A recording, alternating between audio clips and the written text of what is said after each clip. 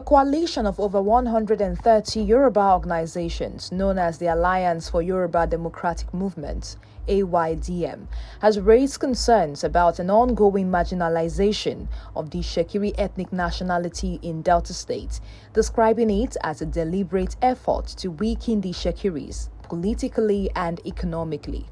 The AYDM, which is the largest coalition of pan-Yoruba groups, comprises 132 members from various community-based organizations, professional associations, and civil society groups across Nigeria. The organization advocates for peace, conflict prevention, and the protection of democratic values, particularly in the Southwest and the Niger Delta regions. We are compelled to call this press conference due to the emerging crisis in Niger Delta. AYDM Secretary Popola Ajayi spoke at a press conference in Lagos today, explaining the group's support for the Itsekiris. We are here to give early warning signals to prevent another major crisis in the Niger Delta. There is no gainsaying the fact that the Warri homeland is entire Itsekiris. Prior to the 1914 amalgamation, the Itsekiri people of Warri Kingdom, like their Yoruba brothers, already have a well-established administrative structure headed by the Olu of Warri, with which they conveniently conduct their judicial, legislative, and executive functions. According to the group, the Itsekiris have been battling for over 2 decades against what they consider to be systematic exclusion from key political and economic processes. This issue of INEC proposed ward delineation, it has been a conspiracy for some time. For 23 years, we have been battling with INEC and our neighbors who are hell-bent on taking our homeland. We are not opposed to the ward delineation, as it's been said in some section of the media. What we are saying is that INEC should use the scientific method. Warri federal constituency used to be one local government when we entered into Delta State in 1991. That old Warri local government sets the groundwork or the background upon which official delineations should be made. That is what we are simply calling on INEC for 23 years to do. Now, people say, what is the Warri local government, which has now been broken down into Warri South, Warri Southwest, and Warri North local government? Now, the document here with me is in INEC's archive, where they listed the 13 wards that make up the defunct Warri local government, which has now been broken down into the 3 local governments, as I said earlier.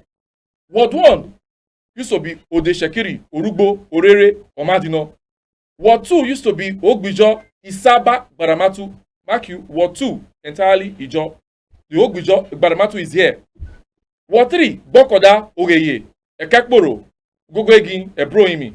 Ward 4, Egoro, Dele, Bateren, Brisibe, Tisun. Ward 5, Borodo, Ogidigben, Madanwo. Ward 6, Koko, Ajagbodudu, Abiborodo. Ward 7, Ogbembiri, Ogudugudu, Opuama, Olobubo.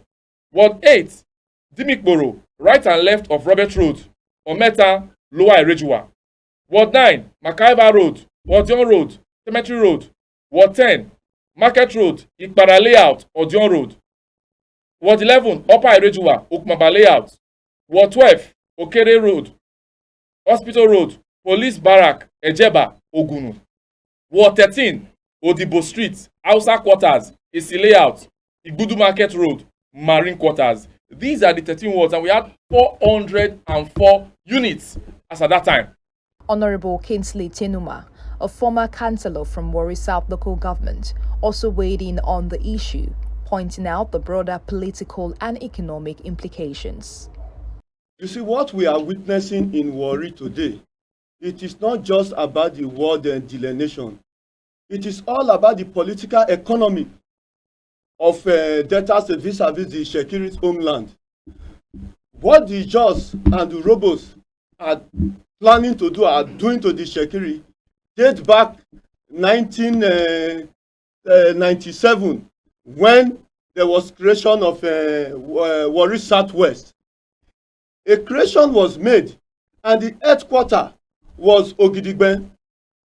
And illegally, the then Delta State Military Administrator, Colonel J.D. Dong, announced Ogbijo as the headquarter.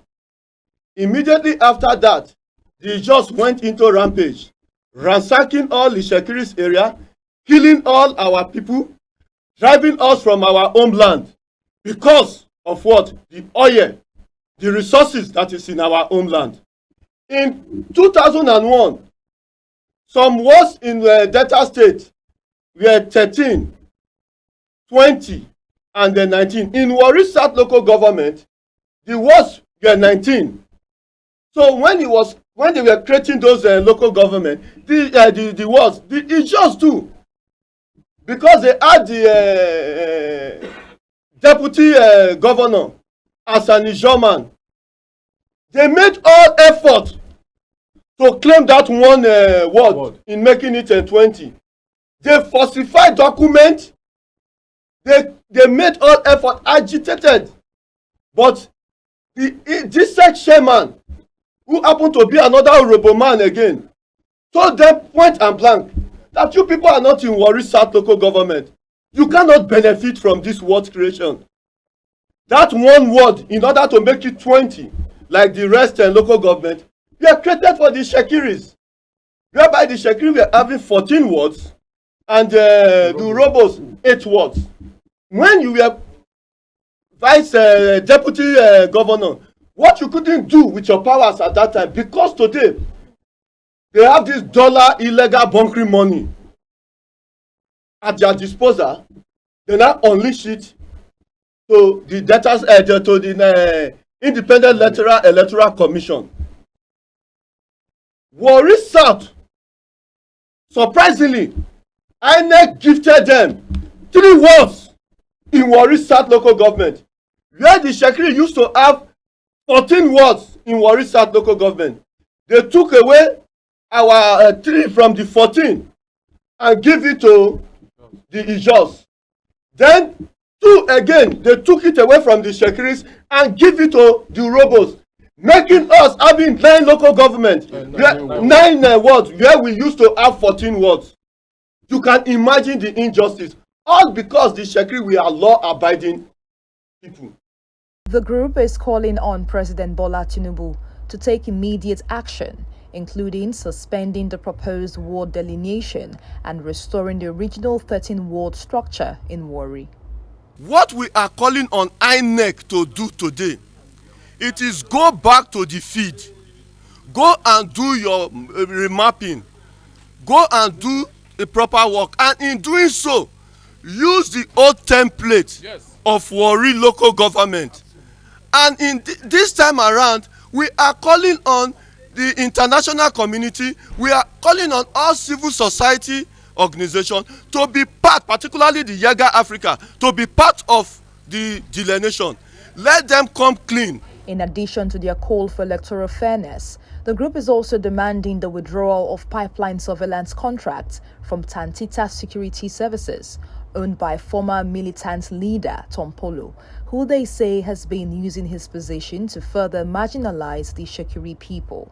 What we are facing today, the pipeline surveillance contract, according to PIA, you are to guide and protect the oil facility in your place, so that when anything happens, you will be held responsible. In the disguise of this job, they will go to Itsekiri's community, ransack the Itsekiris, drive all of them to the bush, arrest the one they can arrest, and take them to their underground cell in Baramatu. Just INEC that should delineate properly. INEC can only delineate and work premised on what the Census Commission and how the whole boundary commission, because there is a commission called Boundary Commission. National Boundary Commission must sit with traditional institutions so that there will not be conflict. The federal government, led by President Bola Ahmed Tinubu, should probe the INEC chairman and the national commissioner and all the officials of INEC involved in this electoral fraud, because they have now said it's proposed.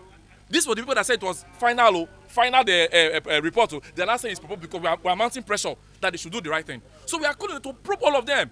Let the police, ICPC, EFCC, let the National Judicial Commission also probe all the justices that are involved in that Supreme Court judgment. How can you do a judgment without the judgment creator be part of the suit? The AYDM is urging the Nigerian government and judiciary to act swiftly before the situation escalates further. The group believes that by addressing these injustices now, they can prevent a major crisis in the Niger Delta.